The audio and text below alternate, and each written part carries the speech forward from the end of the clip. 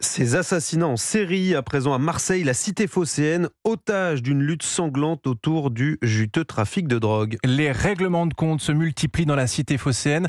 Encore une victime mardi soir dans le quartier du Canet. Un jeune homme d'une trentaine d'années abattu.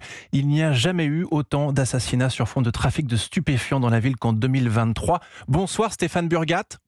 Bonsoir à tous. Vous êtes correspondant européen à Marseille et l'année est loin d'être terminée chez vous.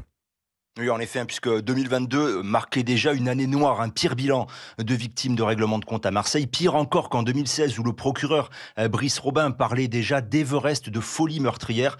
Eh bien, ce triste record de 2022 vient de tomber en 8 mois seulement, avec un été particulièrement sanglant. Vous l'avez rappelé, c'était hélas à craindre, selon Karima Mézienne, porte-parole de l'association des familles de victimes. Ça n'arrête plus, il n'y a plus rien qui les arrête. Tant que les assassins seront libres de circuler dans notre territoire et à Marseille, tant que les assassins ne seront pas là où est leur place, c'est-à-dire en prison, eh bien, ce qui va arriver, c'est qu'il y aura toujours plus d'assassinats, puisqu'aujourd'hui, tuer à Marseille, c'est gratuit, on ne prend rien. Donc nous, on craint effectivement que la situation ne va faire que s'aggraver.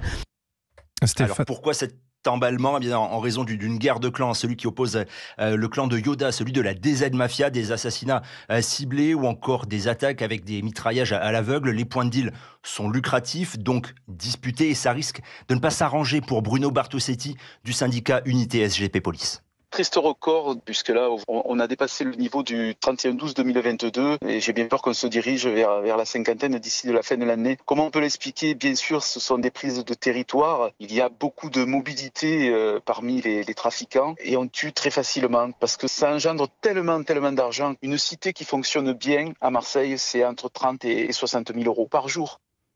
Voilà, la solution, selon lui, passerait par un renforcement des groupes interministériels de recherche, douane, gendarmerie, trésor public, s'intéresser non seulement aux stupéfiants, mais aussi aux réseaux d'argent, ainsi qu'aux filières d'approvisionnement des armes à feu. Merci Stéphane Burgat, notre correspondant à Marseille.